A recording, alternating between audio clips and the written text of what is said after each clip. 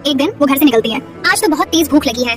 गंजी चुड़ैल खाने की तलाश में बहुत दूर निकल जाती है और वहाँ पहुँच जाती है जहाँ बगुले रहते हैं। अरे वाह, इतने सारे बगुले! अब तो रोज बगुले खाने को मिलेंगे। इन्हें खा के तो मजा आ जाएगा। जैसे ही रात होती है, गंजी चुड़ैल निकलती है और पेड़ के पास पहुँच जाती है।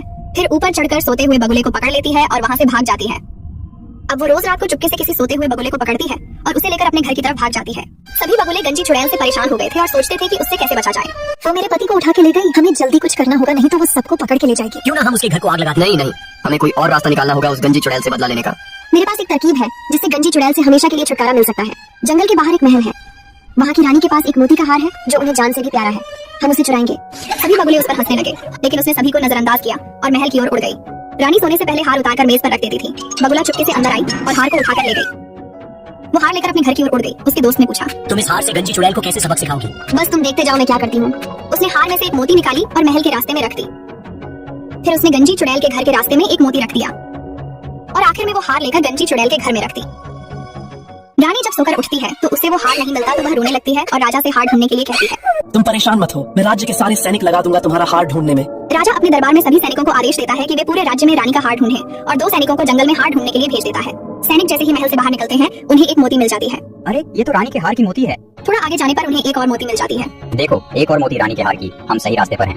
थोड़ी ही देर में सैनिक गंजी चुड़ैल के घर पहुंच जाते हैं, जहां उन्हें रानी का हार और गंजी चुड़ैल दोनों मिल जाते हैं।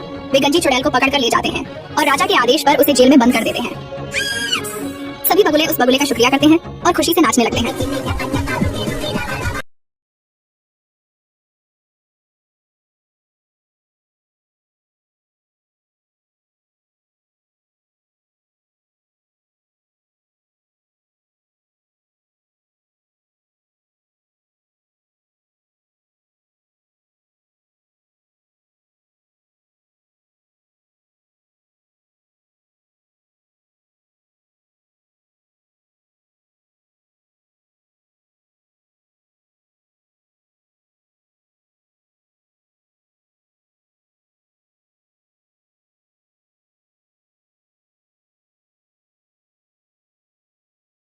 एक दिन वो घर से निकलती है। आज तो बहुत तेज भूख लगी है।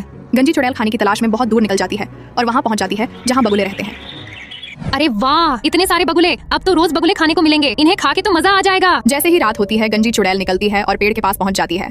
फिर ऊपर चढ़कर सोते हुए बगुले को पकड़ लेती है और वहाँ से भाग जाती है। अब वो रोज रात को चुपके से किसी सोते हुए बगुले को पकड़ती है और उसे लेकर अपने घर की तरफ भाग जाती है। सभी बगुले गंजी चुड़ैल से परेशान हो गए थे और सोचते थे कि उससे कैसे बचा जाए। वो मेरे पति को उठा के ले गई। हमें जल्दी कुछ करना होगा, नहीं तो वो सबको पकड़ के ले जाएगी। क्यों ना हम उसके घर को आग लगाते? नहीं नहीं, हमें कोई और रास्ता निकालना होगा उस गंजी चुड़ैल से बदला लेने का।